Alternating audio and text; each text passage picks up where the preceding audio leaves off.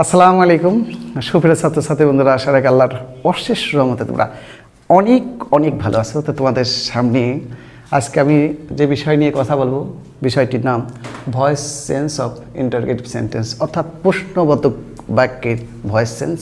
তো বন্ধুরা, শেষ পর্যন্ত তোমরা আমাদের এই ভিডিওর সাথে থাকবে। ফার্স্টে দেখে নেব what is called interrogative sentence বা প্রশ্নবোধক বাক্যটা কী। আমরা জানি যে বাক্য দ্বারা কোনো কিছু জিজ্ঞাসা করা হয় তাকেই বলা হয় ইন্টারগেটিভ সেন্টেন্স। আর ইন্টারগেটিভ সেন্টেন্স সহজভাবে চেনার উপায় হচ্ছে ইন্টারগেটিভ মার্ক থাকে, অর্থাৎ যে বাক্যের শেষে প্রশ্নবোধক চিহ্ন থাকে তাকেই বলা হয় সাধারণত ইন্টারগেটিভ সেন্টেন্স। তো ইন্টারগেটিভ সেন্টেন্স দুই প্রকার। One is yes no question, যে কোশ্চেনগুলো হেল্পিং ভার্ব বা সাহায্যকারী ভার্ব দ্বারা সরাসরি শুরু হয় তার নাম ইয়েস নো কোশ্চেন। আর এক ধরনের কোশ্চেন আমরা পাই যে কোশ্চেনের নাম ডব্লিউএস কোশ্চেন। তো what is call WH question, সহজ ভাষায় ডব্লিউএস ওয়ার্ড দ্বারা যদি শুরু হয়। তো বন্ধুরা, আজকে শর্টকাট ওয়েতে, ভেরি সিম্পল ওয়েতে কীভাবে ইন্টারগেটিভ সেন্টেন্সে অ্যাক্টিভ ভয়েস থেকে প্যাসিভ ভয়েসে আমরা একটি বাক্য নিয়ে যাব সে সম্পর্কে আলোচনা করব। বন্ধুরা, ফার্স্ট ওয়ান আমরা দেখব ইয়েস নো কোশ্চেন, অর্থাৎ ইয়েস নো কোশ্চেনের যতগুলো নিয়ম আছে আমরা ফার্স্টে দেখব, তারপরে যাব ডব্লিউএস ওয়ার্ডে। তো ফার্স্টে যদি কোনো yes no question do verb দ্বারা শুরু হয়, অর্থাৎ ডাজ, ডু এবং ডিড, তারপরে যদি সাবজেক্টটা থাকে এবং পরে যদি ভার্বের বেস ফর্ম থাকে, তাহলে প্যাসিভে যাওয়ার জন্য আমাদের কী করতে হবে? আমাদের বাক্যের শুরুতে সবার আগে একটি বিভার নিতে হবে। বিভারগুলো কি? অ্যাম, ইজ, আর, ওয়াজ এবং ওয়্যার। তারপরে একটি সাবজেক্ট বসবে, তারপরে ভার্বের থার্ড এবং শেষে প্রিপোজিশন। বন্ধুরা, এই নিয়মটা এখন আমরা একটা এক্সাম্পলের মাধ্যমে তোমাদের সামনে তুলে ধরবো। First example, you see does he draw a picture, সে কি একটা ছবি অঙ্কন করে? ইউ সি, এই স্টেটমেন্টটি ডাজ দ্বারা শুরু হয়েছে, অর্থাৎ এটা একটি ইয়েস নো কোশ্চেন। আর ডাজ দ্বারা যদি শুরু হয় বিভার লাগবে। তো বিভারগুলো যদি আমরা এখন দেখি, আমরা জানি অ্যাম হতে পারে, ইজ হতে পারে, আরও হতে পারে, ওয়াজও হতে পারে। ওকে, আমরা সবগুলো লিখলাম না, যেহেতু একটা প্রেজেন্ট টেন্স আছে। তারপরে কি হতে পারে? তারপরে আমরা নিব সাবজেক্ট।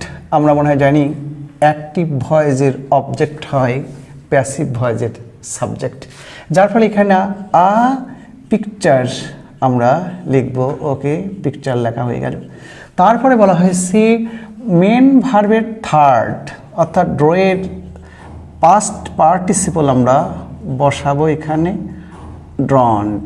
ওকে, তারপরে বলা হচ্ছে যে প্রিপোজিশন একটা আমাদের সেট করতে হবে। ড্রয়ের পরে বাই বসে আমরা বাই বসাবো এবং অ্যাক্টিভ ভয়েসের সাবজেক্ট হবে প্যাসিভ ভয়েসের অবজেক্ট, অর্থাৎ হিম। তো এখন প্রশ্ন জাগে, অ্যাম, ইজ, আর কি সবগুলো আসবে? আসলে তা নয়। পিকচারের সাথে সাবজেক্ট ভার এগ্রিমেন্ট অনুসারে এখানে আসবে ইজ, অর্থাৎ অ্যাম আর কাটা যাবে। আমরা বড় হাতের অক্ষর দিয়ে লিখব is a picture drawn by him. তার দ্বারা একটি ছবি অঙ্কন করা হয়। আর একটা জিনিস আমরা যেন খেয়াল রাখি, অ্যাক্টিভ ভয়েস থেকে যখন আমরা প্যাসিভ ভয়েসে যাব তখন টেন্স ঠিক থাকবে এবং অর্থটাও ঠিকই থাকবে, কিন্তু বলার ভঙ্গিমা আমাদের কিছুটা পৃথক হবে। তো বন্ধুরা, চলে যাই দেখি আমরা এখন আমাদের দ্বিতীয় নিয়মে। যদি কোনো কোশ্চেন স্টেটমেন্ট বি ভার্ব দ্বারা শুরু হয়, অর্থাৎ অ্যাম, ইজ, আর, ওয়াজ এবং ওয়্যার দ্বারা যদি শুরু হয়, তারপরে যদি সাবজেক্ট থাকে এবং মূল ভার্বের সাথে যদি আইন যোগ থাকে, তারপরে অবজেক্ট প্রশ্নবোধক চিহ্ন তো থাকবেই, তাহলে প্যাসিভ ভয়েস আমাদের কী করতে হবে? বি ভার্ব আমরা রেখে দেব সাবজেক্ট এবং টেন্স অনুসারে। তারপরে আমরা সাবজেক্ট বসাবো, অতিরিক্ত আরেকটি বি ভার্ব হিসাবে আমরা বিইংই ব্যবহার করব, অন্য কোনো ভার্ব ব্যবহার করা যাবে না। তারপরে ভার্বের থার্ড, তারপরে একটা অ্যাপ্রোপ্রিয়েট প্রিপোজিশন এবং সবার শেষে প্রশ্নবোধক চিহ্ন। For example, you see a picture, আমরা মনে হয় জানি পিকচারের জন্য পিকচারের জন্য আমাদের বি ভার্ব হিসাবে অবশ্যই ইজ বসবে, যেহেতু এটা প্রেজেন্ট টেন্স। তারপরে অবজেক্টকে আমরা সাবজেক্টে নিয়ে আসবো, আ পিকচারটা আমরা লিখব আ পিকচার লেখা হলো। বন্ধুরা এইবার অতিরিক্ত আরেকটি বিভাগ হিসাবে আমাদের শুধুমাত্র বিংই ব্যবহার করতে হবে। তারপর ভার্ব থার্ড, তো ড্রয়ের বা ড্রয়িংয়ের ভার্ব থার্ড হবে ড্রন। তারপরে একটি প্রিপজিশন বাই, আর অ্যাক্টিভ ভয়েসের সাবজেক্ট হবে প্যাসিভ ভয়েসের অবজেক্ট, অর্থাৎ আই হয়ে যাবে অবজেক্টিভ ফর্মে মি। এই হলো আমাদের দ্বিতীয় নিয়ম। বন্ধুরা এখন যাব আমাদের তৃতীয় নিয়মে।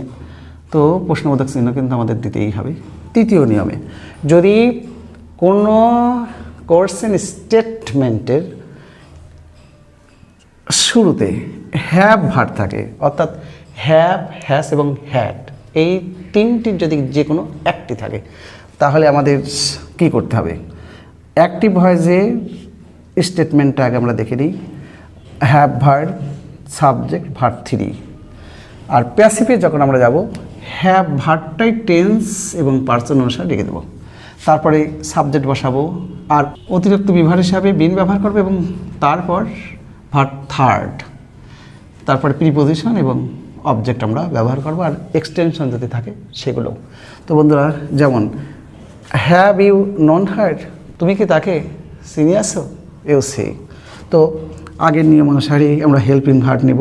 তো হেল্পিং ভার্ব নেওয়ার আগে আমাদের জন্য খেয়াল থাকে, যেমন যখন আমরা অ্যাক্টিভ ভয়েসের অবজেক্টকে সাবজেক্ট করব, আমরা মনে হয় জানি সাবজেক্ট হিসাবে সি হবে, সাবজেক্টিভ ফর্ম। সির সাথে তো আর হ্যাভ হয় না, যার ফলে এখানে আমাদের হেল্পিং ভার্ব হিসাবে ব্যবহার করতে হবে হ্যাজ। তাহলে হ্যাজ সি। ওকে, এবার আমাদের অতিরিক্ত বি ভার্ব হয়ে যাবে বিন। তারপরে মূল ভার্বের পাস্ট পার্টিসিপল, এখানে নন আসছে, এখানে ননই থেকে যাবে, যেহেতু ননই ভার্বের থার্ড ফর্ম। তারপরে আমরা একটি প্রিপজিশনে বসাবো।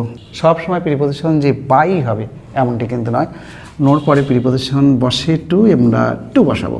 ওকে, তারপরে অ্যাক্টিভ ভয়েসের সাবজেক্টকে প্যাসিভ ভয়েসের অবজেক্টে রূপান্তর করব, যেমন ইউ। ওকে, তারপরে সবার শেষে একটি প্রশ্নবোধক চিহ্ন। ফার্স্ট স্টেটমেন্টের বাংলা ছিল হ্যাভ ইউ নন হার, তুমি কি তাকে চেনো বা তুমি কি তাকে চিনি আসো? প্যাসিভ ভয়েসে হবে তোমার দ্বারা তাকে কি চেনা হয়, মানে স্টেটমেন্ট বলার ভঙ্গিমা ভিন্ন কিন্তু অর্থ একই। চলো যাই দেখি আমাদের আরেকটি নিয়ম। যদি অ্যাক্টিভ ভয়েসে মডেল হেল্পিং ভার্ব থাকে, অর্থাৎ মডেল হেল্পিং দ্বারা যে শুরু হয়, তারপর সাবজেক্ট এবং ভার্বের বেস ফর্ম থাকে, তাহলে প্যাসিভে যে আমাদের কী হবে? মডেল হেল্পিং ভার্ব দ্বারাই স্টার্ট করব, তারপরে সাবজেক্ট বসাবো, তারপরে অতিরিক্ত একটি বি ভার্বের বি বসাবো, অর্থাৎ শুধু বি বসাবো, তারপরে ভার্ব থার্ড, তারপর প্রিপজিশন, তারপরে আমাদের প্রশ্নবোধক চিহ্ন। For example, can you speak English, তুমি কি ইংলিশ বলতে পারো? ক্যান, ক্যান দ্বারা শুরু হয়েছে, তাহলে আমরা এখানে মডেল হেল্পিং ভার্ব ক্যানই রেখে দেবো। ওকে, তারপরে অবজেক্টকে আমরা সাবজেক্টে আনবো, ইংলিশটা নিয়ে আসবো বাক্যের শুরুতে, আনা হয়ে গেল। তারপরে আমরা কি করব? অতিরিক্ত বিভাগ হিসাবে আমরা বিটা বসাই দেব। তারপরে অ্যাক্টিভ ভয়েসের যেটা আমরা বলি ভার্ব ট্রানজিটিভ, এর ভার্ব থার্ডে রূপান্তর করব, অর্থাৎ স্পোকেন হয়ে যাবে। তারপর প্রিপজিশন, স্পোকেনের পরে বাই বসা, আমরা বাই বসাবো, তারপরে সাবজেক্টকে অবজেক্ট করব, ইউই থাকবে, কারণ ইউ এর সাবজেক্ট এবং অবজেক্ট ফর্ম একই হয়। বন্ধুরা এখন যাব আমাদের ডব্লিউএস ওয়ার্ডে। তো ডব্লিউএস ওয়ার্ডের আমরা হেল্পিং ভার্বগুলো এখানে আগেকার মতনই যে নিয়মগুলো এখানে প্রযোজ্য হয়েছে, ওই ক্ষেত্রে একই নিয়ম প্রযোজ্য হবে। ডব্লিউএস ওয়ার্ড দ্বারা শুরু হলে পারে ডব্লিউএস ওয়ার্ড দ্বারাই আমাদের প্যাসিভ ভয়েস স্টার্ট করতে হবে। যেমন যদি অ্যাক্টিভ ভয়েসে থাকে ডব্লিউএস ওয়ার্ড হেল্পিং ভার্ব, তাহলে প্যাসিভে যাওয়ার সময় ডব্লিউএস ওয়ার্ড হবে, হেল্পিং ভার্ব থাকবে, তারপরে অতিরিক্ত একটা বি ভার্ব নিতে হবে, এখানে বি ভার্ব হিসাবে যে আটটা আছে am, is, are, was, were, be, being, been, যে কোনো একটা হবে সাবজেক্ট অনুসারে। তারপরে ভার্ব থার্ড হবে, প্রশ্নবোধক চিহ্ন ব্যবহার করতে হবে। For example, what do you like, তুমি কি পছন্দ করো। তো আমাদের ডব্লিউএস ওয়ার্ডটা আমাদের সাথে থেকে যাবে। ওকে, বা বাক্যের শুরুতে থাকবে। তারপরে কি হবে, হেল্পিং ভার্ব। তো আগেই বলা হয়েছে যদি ডু থাকে, সি ডু ডাজ ডিড যদি থাকে তাহলে আমাদেরকে বি ভার্বে রূপান্তর করতে হবে, অর্থাৎ অ্যাম, ইজ, আর, ওয়াজ, ওয়ার। যেহেতু ডুটা প্রেজেন্ট টেন্স, যার ফলে আমরা এখানে আনবো আমরা প্রেজেন্ট রূপ, অর্থাৎ অ্যাম, ইজ, আর। তো আমরা এখানে অ্যাম, ইজ, আর লিখলাম। তারপরে বলা হয়েছে ভার্বের পাস্ট পার্টিসিপল। ওকে, ভার্বের পাস্ট পার্টিসিপল আসবে লাইকড, তারপরে একটি প্রিপোজিশন বাই, এবার ইউ। তো এখানে বলি বন্ধুরা, হোয়াট কিন্তু এই বাক্যের অবজেক্ট, আর হোয়াট অবজেক্ট হওয়ার জন্য এখানে অ্যাম এবং আর হবে না। তার মানে আমাদের আনসারটা কী হবে, what is like by you, তোমার দ্বারা কি পছন্দ করা হয়। আগে ছিল তুমি কি পছন্দ করো, দ্বিতীয় অর্থাৎ প্যাসিভি হয়ে আসলো তোমার দ্বারা কি পছন্দ করা হয়। বন্ধুরা চলে যাই দেখিয়ে এখন আমরা ডব্লিউএস ওয়ার্ডের আরেকটি নিয়ম। তো দ্বিতীয় নিয়মে বলা হয়েছে ডব্লিউএস ওয়ার্ডে যদি ডব্লিউএস ওয়ার্ড দ্বারা শুরু হয়, তারপরে যদি হেল্পিং ভার্ব থাকে, তারপরে যদি সাবজেক্ট থাকে এবং পরে যদি মেন ভার্ব থাকে, তাহলে আমরা প্যাসিভ ভয়েস কী করব। তো প্যাসিভ ভয়েসে যাওয়ার সময় ডব্লিউএস ওয়ার্ডগুলো আমরা বসাবো, আমরা একটা হেল্পিং ভার্ব নেব। তো বন্ধুরা এখানে যদি অতিরিক্ত হেল্পিং ভার্বের দরকার না হয়, আমরা এখানে একটি হেল্পিং ভার্বই নেব, তারপর সাবজেক্ট বসাবো। তো বন্ধুরা বি ভার্ব এখানে কখনো কখনো দরকার হতেও পারে, নাও পারে। ফর এক্সাম্পল, যদি প্রেজেন্ট সিম্পল বা পাস্ট সিম্পল হয় তাহলে কিন্তু তার অতিরিক্ত বি ভার্ব আমরা নিব না। তারপরে verb third. For example, you see why do you buy a book. বন্ধুরা এক্ষেত্রে আমরা শুরু করব ডব্লিউএস ওয়ার্ড দ্বারা।